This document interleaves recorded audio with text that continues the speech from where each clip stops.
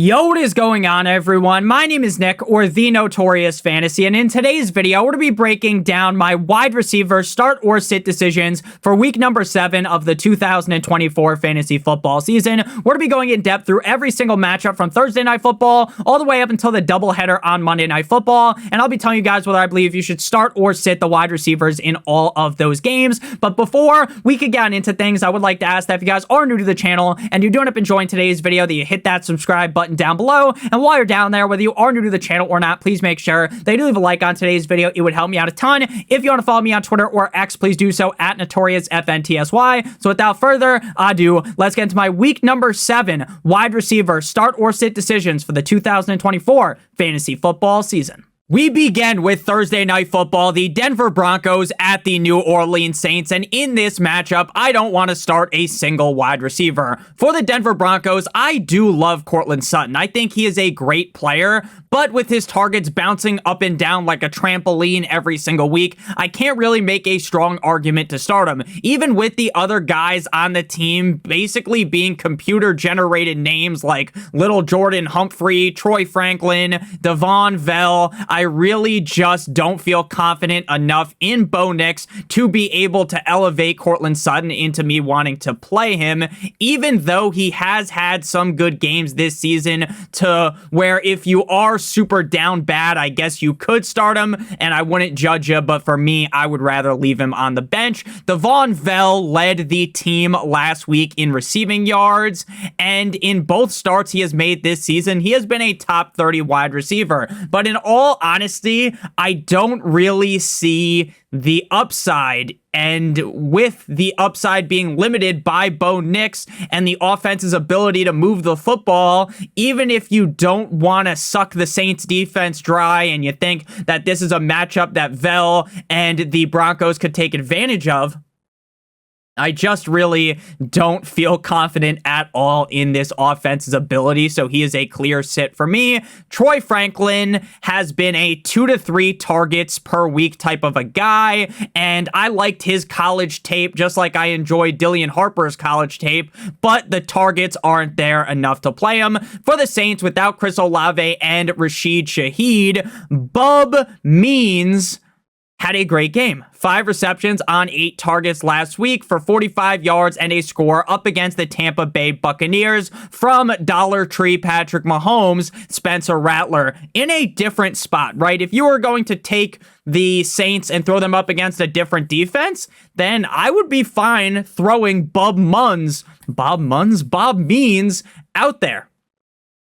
But not in this scenario, up against the Broncos defense. I don't think you want to touch any of these Saints wide receivers with a 10-foot pole when you stay at the Mason Tipton. Buddy gets like 2 to 4 targets a week, and more than likely he'll probably get like 2 or 3, so I don't want to start him. Playing Cedric Wilson in the year of 2024 should get you kicked by Bruce Lee, so there's really no reason to play him. Next up, we move to the game in London, the New England Patriots at the Jacksonville Jaguars. Mario Douglas is looking mighty fine. It's been the Mario time over the last 2 weeks with back-to-back games with 6 receptions on 9 targets, but last week is where we saw the upside become truly untapped against a Houston Texans defense with Drake May under center. In his first ever NFL start, he went 6 of 9 for 92 yards and a touchdown.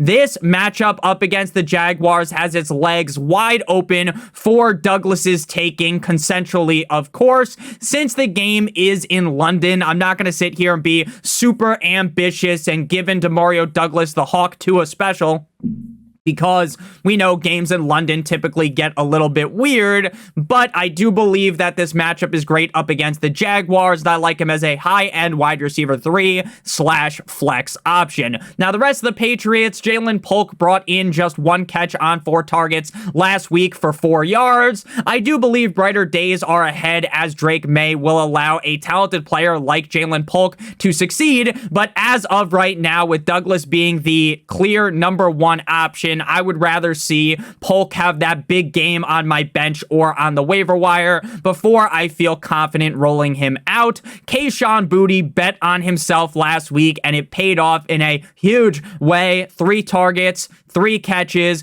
59 yards, and a touchdown. With him being more than likely a 2 to 3 targeted guy per week, I have zero confidence in playing him. For the Jacksonville Jaguars, Brian Thomas Jr. is going to be a start. Now, Gabe Davis did go crazy last week in London up against Chicago, and that left Brian Thomas Jr. and Christian Kirk not being all that great. BTJ received his lowest amount of snaps since week 2, so I do believe a bounce back is inevitable at this point. He was a top 10 wide receiver in weeks 4 and 5, and while this offense is incredibly suspect at best, the upside of BTJ makes him at minimum a low-end wide receiver 2, which is where I have him ranked this week. Now, Captain Kirk, Christian Kirk, is one of the lowest guys in the metaphorical totem pole of ranking wide receivers that I actually want to start. Now, if you want to sit there and argue, Nick, you should sit Christian Kirk, I'm not going to have some crazy argument for you because, again, he is a very low-level start. Now, we have seen the upside this season for Christian Kirk, but the targets are bouncing up and down like their name was Lena Paul, so the matchup here isn't the hardest. Like, I think he could play good up against the Patriots, so he's good enough to play, to start. But again, I'm not going to sit here and pretend like I'm super excited to start him. For Gabe Davis, the man went nuclear. As simple as it gets last week. He was like LeBron in the Game 6 finals back in 2016. The man had 5 receptions on 8 targets for 45 yards and not 1, but 2 touchdowns up against the Bears. But I say this all the time, every once in a while, a blind squirrel finds a nut. So I don't really see this repeating, as we know Gabe Davis has been this his whole entire career. Every once in a while, the guy shows up, but ultimately he is as unpredictable as it gets, and there are so many better wide receivers on this team that you should not be playing Gabe Davis. Next up, we got the beginning of the real Sunday slate at 1 p.m. Eastern Standard Time. The Seattle Seahawks at the hot Atlanta Falcons. Now, Drizzy Drake London had yet another solid performance last week, ripping off 4 of 5 of his last games inside of the top 20 and 3 straight games with 10 or more targets. Now, the Seahawks defense has been largely fugazi, a little bit fraudulent, and with London ripping off so many heaters in a row, I see no reason for the fire to get put out at the end of this week like he's in a Survivor episode. London is a mid-tier wide receiver 1 for me on the week. Darnell, here comes the Mooney. With how good the Falcons offense has looked, Mooney needs to be in consideration to make your starting lineup every single week. Now, he's not in the must-start conversation, but hey, if you're looking at wide receiver and your wide receivers aren't the best, he's a fine middling wide receiver 3/flex. He's another one of those guys where the targets have been a little bit crazy. Some weeks he's getting force-fed. Some weeks Ray McCloud is feasting. So the targets are a little bit up in the air, but assuming he gets around 6 this week, I definitely think he's a fine play. Speaking of Ray McCloud, he is behind Mooney and London in the target hierarchy in this offense, and some weeks he's behind Kyle Pitts as well. And every once in a while, he will get a decent amount of targets, like 7+, and could have a decent game, but the touchdown equity really isn't there, so I'm not really interested in Ray McCloud. DK Metcalf is going to send me into an early grave for the Seahawks. This dude is as inconsistent as it gets. You look up inconsistency in the Webster's dictionary, and a picture of DK Metcalf appears. The targets have been hefty a lot of the games, but that doesn't always lead to actually having great fantasy football production. For instance, last week, the motherfucker had 11 targets up against the 49ers, but scored just 7 fantasy points. Meanwhile, back in week 3, he had 4 receptions for 104 yards and a touchdown for 20 points.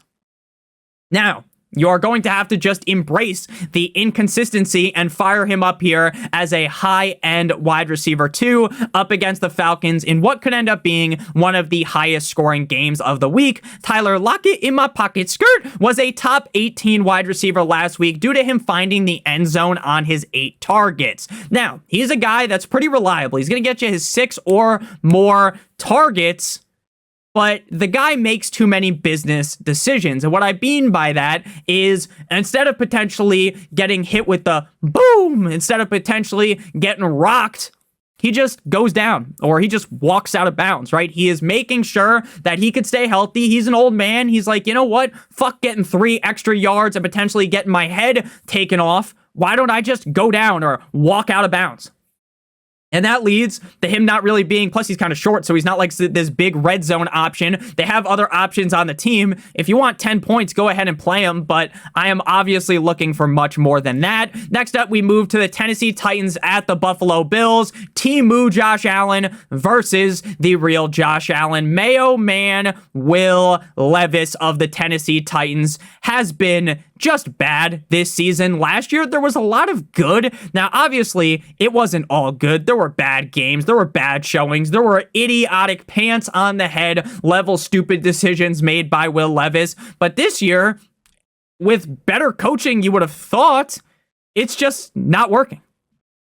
He's not good. Now, with DeAndre Hopkins, I do believe that DeAndre Hopkins isn't washed. I think he is a product of the environment that he's in. I think if you shipped him off to some other team, then he would be solid. But with Levis under center, Hopkins has been a top 40 wide receiver just once. It's not like, oh, he's been a top 10 receiver once. No, just once has he been a top 40 wide receiver out of 5 games. Against a solid Bills defense, there's no need to play him. Calvin Ridley, I am genuinely convinced at this point that Calvin Ridley, the gambling extraordinaire, is betting on his own unders. Why wouldn't he? Buddy had 8 targets last week for 0 yards. 8 targets, 0 yards. He is in the exact same boat as DeAndre Hopkins, as I believe in another situation, he would be solid. But here, he's not. I would cut both of those guys. And if I'm not going to start guys like Calvin Ridley, D-Hop, who are really skilled, then there is no reason to even discuss playing Tyler Boyd. He should be on waivers. For the Buffalo Bills, Amari Cooper might play. He might not play. It's Wednesday. We got until Sunday to see. We shall see. Your guess is as good as mine. Now, Amari Cooper is instantly going to slot in as the best receiver on this team in a Josh Allen offense. This is the type of move that should make your wiener tingle. Now, you would be crazy to assume that in game number 1, if he starts, that he's going to take the Titans to go 10 to the Wabbits, right? And he's going to become a top-end option. But if he does start, he's in the wide receiver 3 range because of his upside. Now, if he doesn't play, Khalil Shakira will elevate into being a start because I believe he is the number 1 option on this team in terms of wide receivers without Amari Cooper. But now with Amari Cooper in town, moseying on in there, it's kind of the nail in the coffin for Khalil Shakir. So, while I do love Khalil Shakir, I talked him up a decent amount in the offseason. I've always liked his skill set. The targets are going to drop like they're hot. Keon Coleman has continued to look better and better as the weeks have gone on. But with so many cooks in the Bills' kitchen and with Keon Coleman not having a strong target share, there is zero reason to play him. Next up, we move to a AFC North division rivalry matchup, the Cincinnati Bengals at the Cleveland Browns. But before we talk about that game more, I would like to give you guys a quick word for our friends and our partner over at Underdog. Now, if you sign up with promo code Notorious, you'll receive the free pick of this week, which is Bo Nix higher than half a total yard on Thursday Night Football up against the Saints. Now, if you're watching this video after Thursday Night Football has already taken place, then you can go ahead and use promo code Notorious and you receive a free pick like Bo Nix higher than half a total yard. It'll just be a different player higher than half a total yard, plus a first time deposit offer of up to $1,000 in bonus cash. So if you're new to Underdog, make sure you claim this offer using promo code Notorious. You get the free pick. You match it with one other player going on Thursday Night Football on the Saints or anyone playing on Sunday or Monday. And if both of those picks hit, you receive 3 times what you put into your pick'em. If you do multiple other picks, the payout will obviously be higher. Again, promo code Notorious or click on the link in the video description to get your free pick, plus a first time deposit offer of up to $1,000 $1,000 in bonus cash. So back on into things here. The Bengals versus the Browns. In this game, the Browns, now without Amari Cooper, if you are as down bad as they get, right? If you're so down bad that you need to go to a massage parlor to feel the touch of a woman, then you can play Jerry Jeudy, right?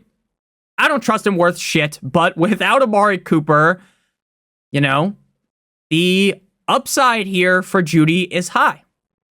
He's going to inherit a boatload of targets.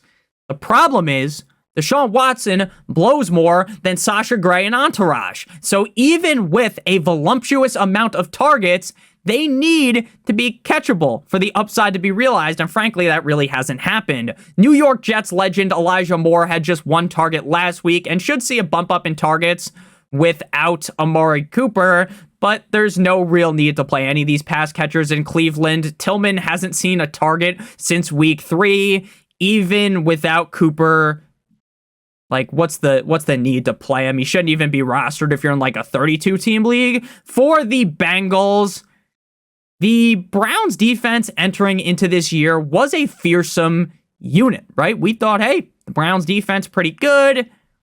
But at this point in the season, I'm not really worried at all. While division rivalry matchups in the AFC North are really rough, I do believe that Chase should be able to be a higher end wide receiver on the week. Chase is one of those guys that is so good that you're just clamoring for them in any given matchup. Last week was a bit of a doozy as the wide receiver number 29 with 5 receptions on 6 targets for 72 yards up against the Giants. He has 5 touchdowns on the season in 6 games, and we just know how good Jamar Chase is, so I'm going to rock with him as a must-start top 10 wide receiver. Higgins feels as though he is going to be a clear top 24 wide receiver in the rankings weekly. Now, you're never really going to rank him over Jamar Chase due to the fact that Jamar Chase, majority of the weeks, is just going to get more targets, and we know Jamar Chase is a better wide receiver compared to T. Higgins, but any given game with how good the Bengals offense is and the ability that Higgins has, again, Higgins is worse than Jamar Chase, but Higgins is far from some schlub. In any given game, he could outscore Jamar Chase. Last week was an example of that. 7 of 7 for 77 yards, 4 sevens in a row. Prior to that, he had 10 targets in back-to-back weeks, so I feel like he's a safe bet to be a low-end wide receiver too. Andre Yoshi Voss with Higgins ramped up at this point. There's no need to play him. Every once in a while, he's going to pop off for like 15-plus points due to how good this offense is, how good Joe Burrow is, and how skilled that Yoshi Voss is. But with Chase and Higgins higher in the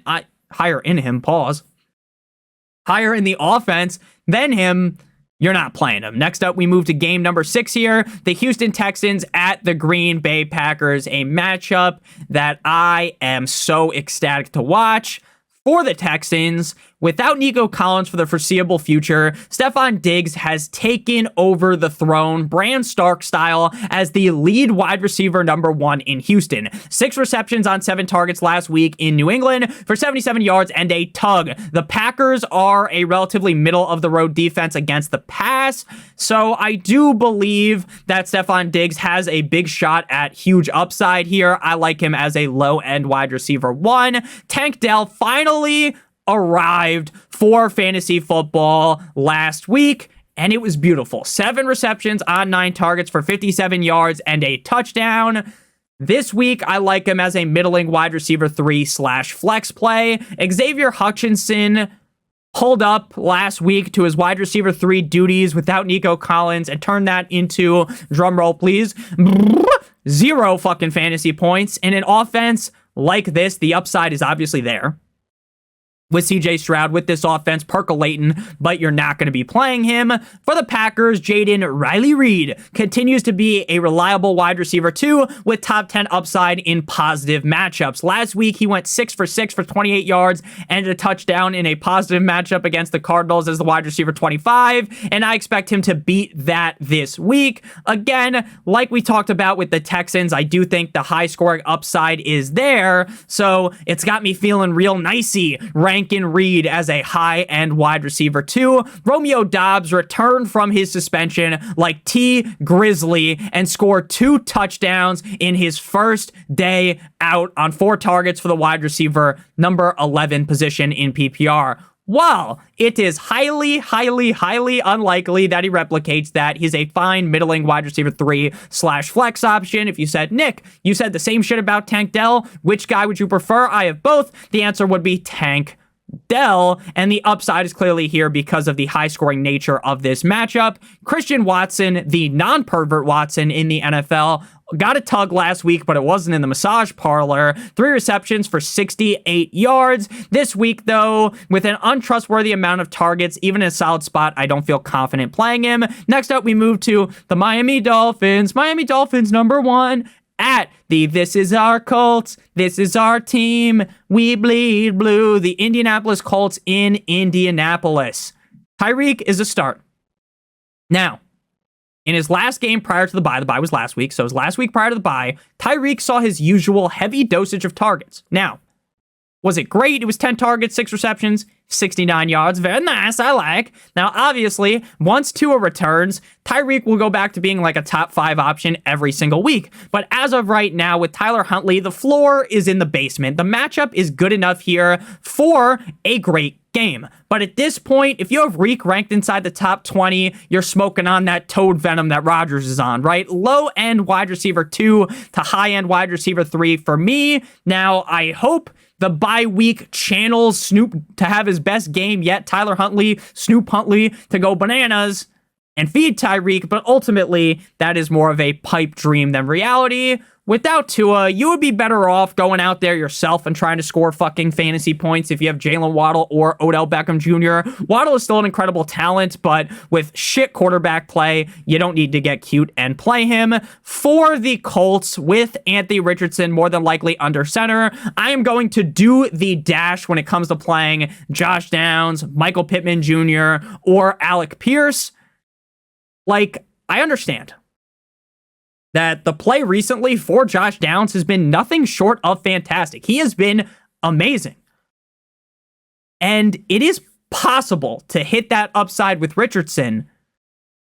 And again, Downs is so good, he could become a reliable asset. But the key word there is could, not will, not should, could. Okay? Now, Anthony Richardson coming off the injury, throwing Downs out there to me just feels like malpractice. I'll be rooting for him, but I ain't touching that. Michael Pittman Jr. went from seemingly getting sent to the fucking IR to playing last Sunday in Tennessee. He found the end zone in that game on 5 targets, but now with Richardson back, you simply can't play these Colts pass catchers. Alec Pierce, again, I don't want to sound like a broken record here.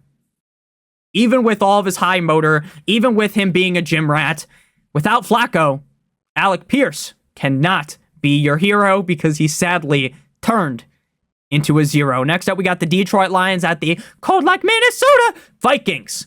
If you missed the game on Sunday for the Lions in Jerry's World and you saw the score was 47-9 in the Lions' favor, you probably would have thought that Amon-Ra St. Brown went out there, Free Willy style, Pee Wee Herman style, and went crazy against the Cowboys. You would have thought that. You just would have thought that. That makes the perfect amount of sense.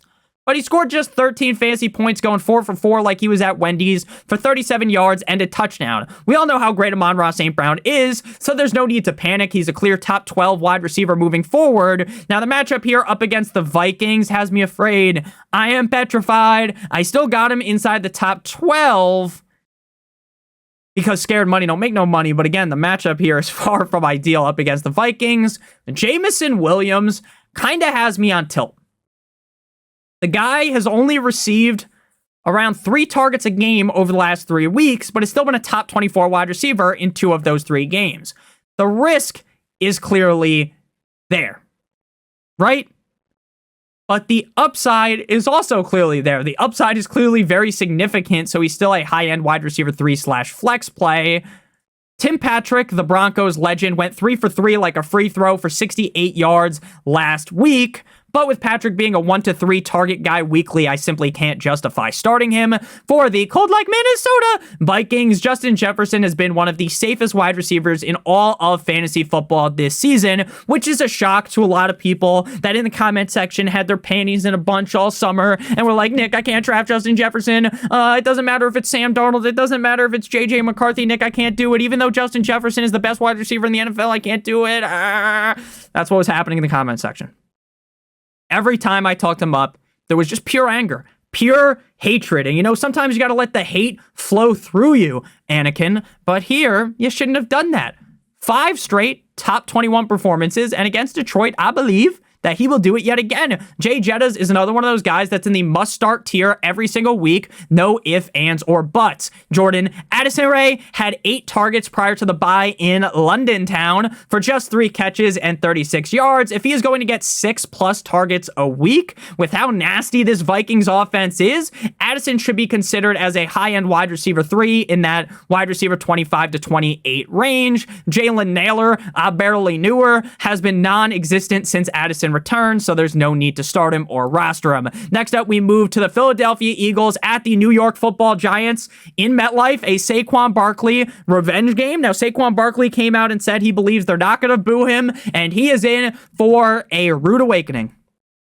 Because I'm from New Jersey, I'm a Dolphins fan, I know a lot of Giants fans. This guy is going to get booed for the whole entire game, and once the game ends, he's going to keep getting booed, right? They are going to boo him till kingdom comes. A.J. Brown returned from injury last week and was back to his old self up against the Browns, wide receiver 3, going 6 of 9 for 116 yards and a touchdown going up against the Giants. I got him as a must-start top 5 wide receiver. Devontae Smith with A.J. Brown back in the fold falls outside of the top 12, right? Without A.J. Brown, if you ranked him outside the top 12 in a matchup like this, you'd be stupid. But A.J. Brown is here, so he's more of a reliable wide receiver too. He is one of those super safe condom wrap type of guys. Shout out to Durex. They should obviously sponsor me. His targets dropped, but he was still a reliable top 24 guy up against the Giants in MetLife. I got him as another top 20-ish wide receiver. Even without A.J. Brown and Devontae Smith, Dotson couldn't do anything, and with both of them back, he's not going to do anything. For the Giants, Malik Neighbors, when he plays, it's as simple as that. You just play him. Top 6 wide receiver in 3 straight games. Now, he has missed multiple weeks with a concussion, but is advancing through the concussion protocol and is on track to play in this game. 12 or more targets in 3 straight weeks, and this guy just has a clear bullseye over his head where Daniel Jones just sees that and just throws the ball to him every single play. Anything outside of a top 12 performance would genuinely shock me. Lock him in as a top 5 wide receiver. Wan'Dale Robinson, Pitbull's favorite wide receiver, Dale, sees so much volume that he's a reliable top 36 wide receiver weekly, 8 or more targets in 4 straight games, and 3 games on the year with 11 or more targets. Now, Wan'Dale isn't the best.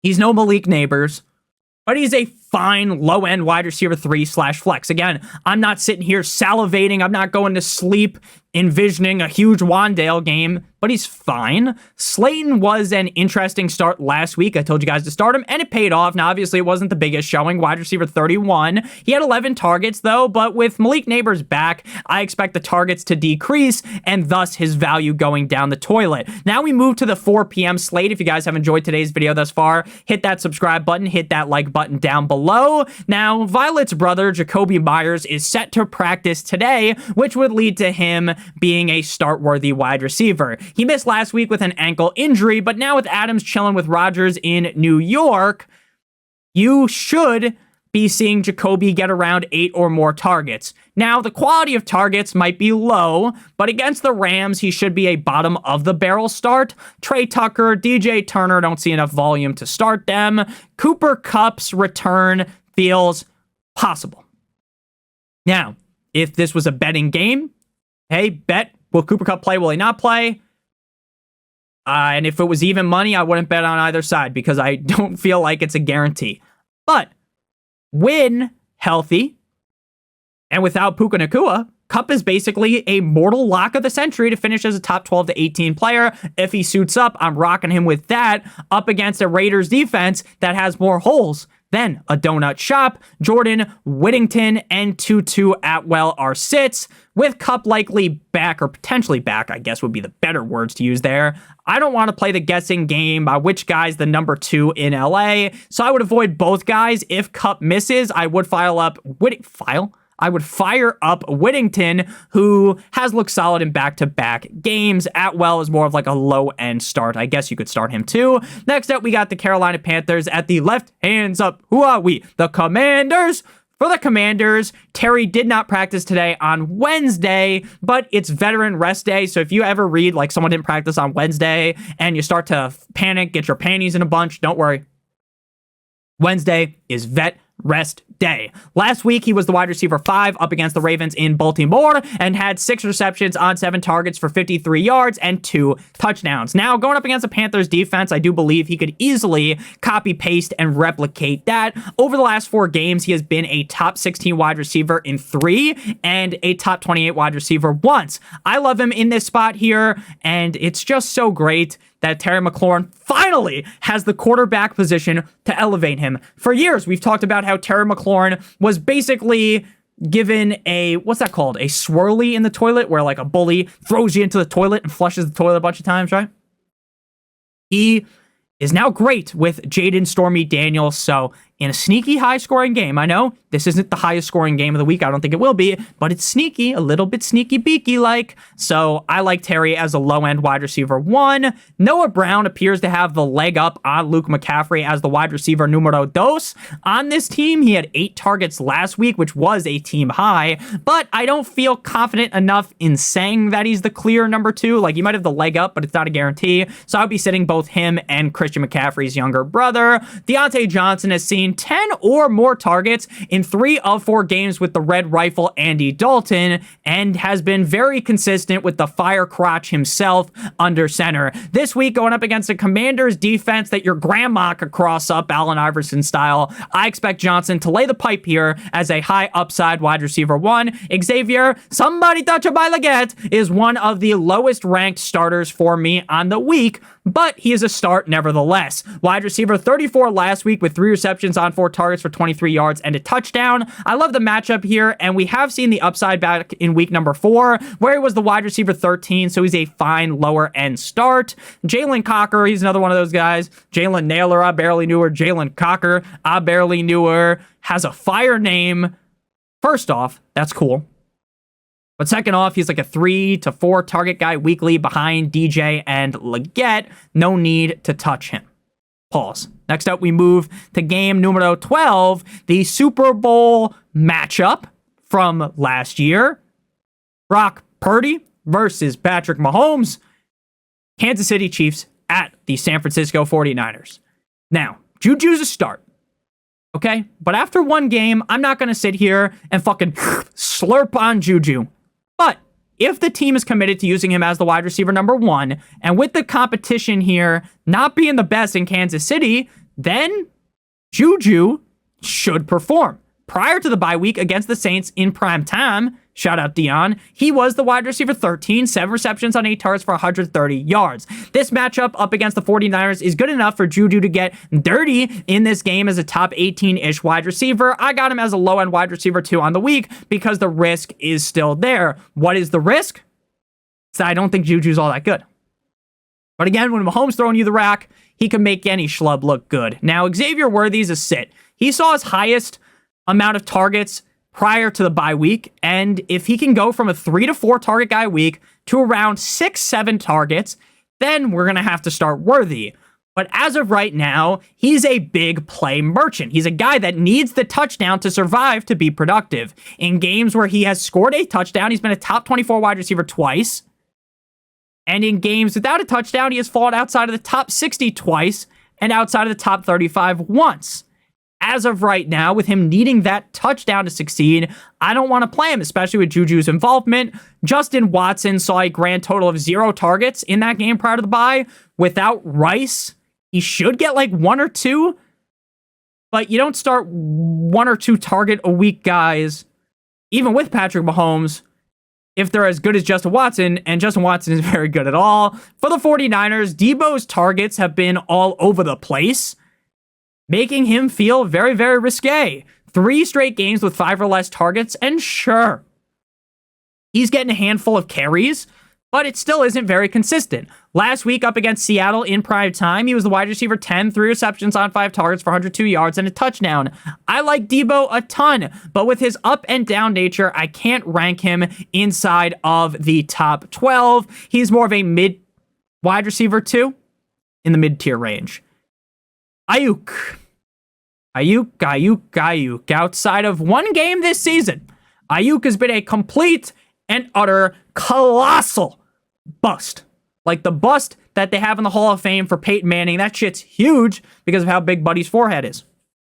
This week, against Kansas City, he's got another shot to go out there and do it. But with what we've seen this season, how can you rank him inside the top 24? It's not like there's 4, 5, 6 teams on bye. There's 2 teams on bye. I do not feel confident at all in ranking him inside the top 24, even if his targets are more reliable than Debo. I just like Debo's upside a lot more. Juwan Jennings with Debo, Kittle, Ayuk all playing. He's just picking up the scraps in terms of targets. He hasn't finished inside of the top 30 with all of them playing, and there's no reason to magically assume it will happen this week. And now we move to, cause you waited all day for Sunday night, the Jets at the Steelers. Now, what is Mike Tomlin doing? What is Mike Tomlin cooking? Russell Wilson, Mr. Unlimited, took the first team snaps in practice this week. What the actual fuck is he doing? You are 4-2. You're not 0-6. You're not 2-4. You're 4-2. Why are we thinking about starting Russell Wilson? Now, I'm not going to sit here and talk about it for an hour because, frankly, whether it was me, you, the Grey Goose, Russell Wilson, Justin Fields, you're not starting any of these these Steelers wide receivers up against the Jets. Pickens' volume has been solid all season with 7 or more targets in all games besides 1, but he hasn't done much with it against the Jets, a great defense. Even with the upside, it's asking way too much for me to start him. Calvin Austin and Van Jefferson are both speedy guys that will every once in a while score and have a fine game, but up against the Jets, that is much less likely to happen, so you sit them. Again, let me know in the comment section. Am I just stupid? Like, what am I not seeing here? Why are we playing, potentially, Russell Wilson? Again, it's not a lock. Tomlin also said, we might start 2 guys. You know what they say? If you have 2 quarterbacks, you don't have any. Now, Devontae Adams is now in town for the Jets. We will see the targets for Wilson back it up and go in reverse. Now, GW is a great wide receiver, and Adams will lead to softer coverage for Wilson. But again, the targets are going to go backwards, but it's okay because if the targets go backwards, I think the production and efficiency will be higher.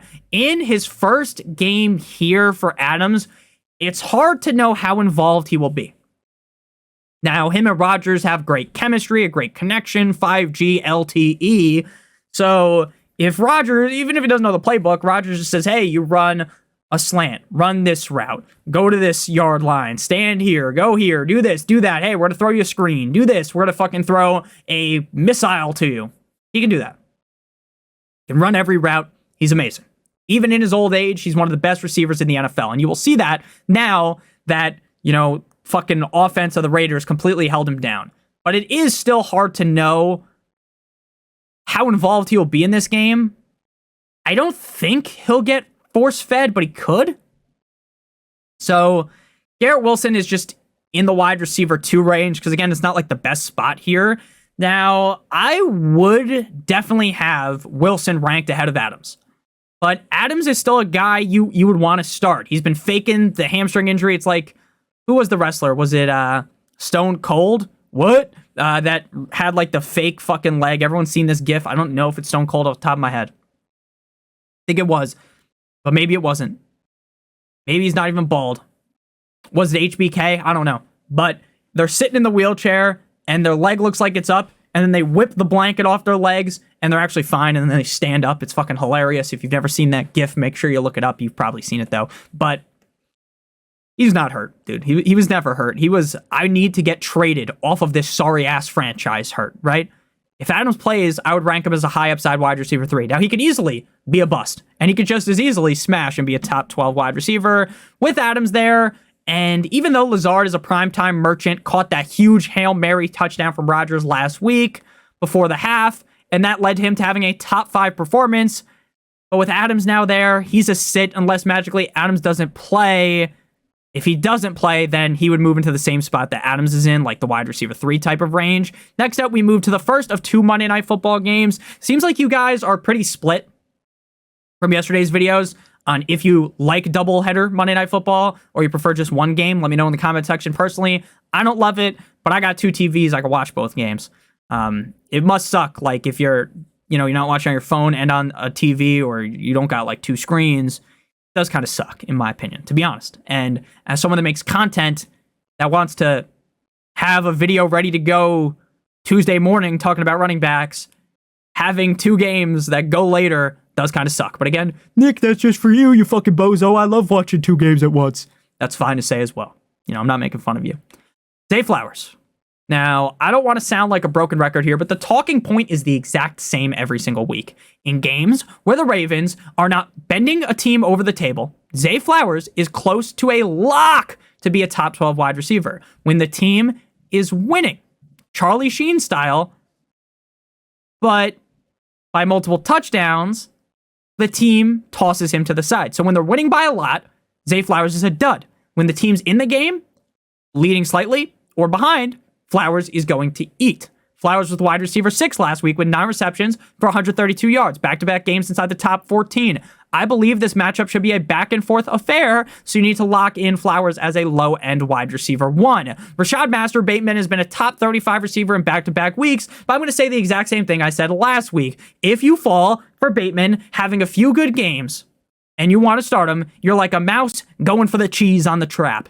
It will not happen again. Nelson Aguilar, who's the first ever NFL wide receiver with no hands, so a huge round of applause for him, has been outside of the top 60 in every single game. Do not roster him. For the Buccaneers, Chris Godwin was on top of the mountain, Kilimanjaro, as the wide receiver 1 last week in the NO New Orleans. 11 receptions on 13 targets for 125 yards and not 1, but 2 touchdowns, which marked his 3rd game on the year inside the top 8.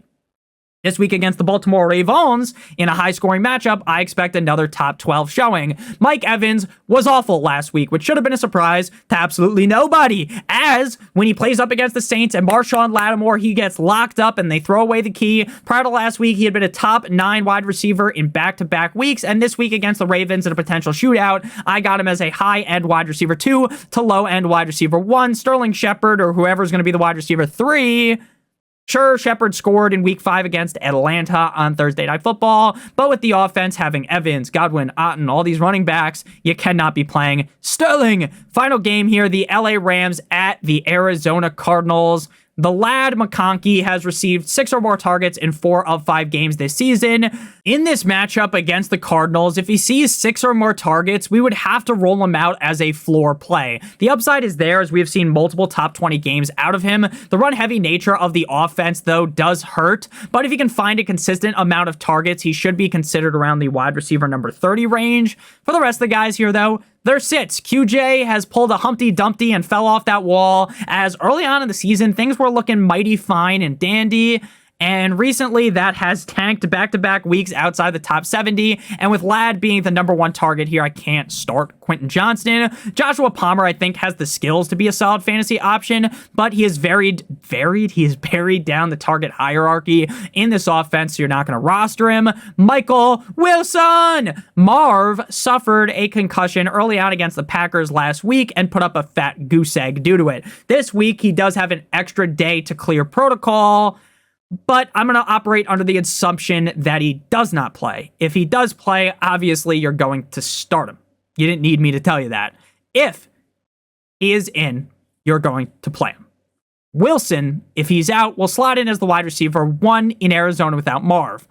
But in a matchup up against a stronger defense, I don't want to start him. If you're super down bad, he's fine. But again, I'm not really that excited about it. Greg Dortch would operate as the number 2 wide receiver here, but with Wilson there and Trey McBride out there and the matchup not being the best, I would sit him. Weaver had just 1 target last week. No need to roster him. So thank you guys all so much for watching today's video. If you did end up enjoying, make sure you guys hit that subscribe button down below like it owes you some money. Leave a like on today's video. It would help me out a ton. Make sure you guys do check out Underdog. Promo code Notorious to claim your free pick, plus a first-time deposit offer of up to $1,000 in bonus cash. I love you guys all so much. Thank you guys so much for the growth this channel has seen recently. It means the world to me. Hope you guys have a great one. And as always, check out one of the videos on your screen. Good boy!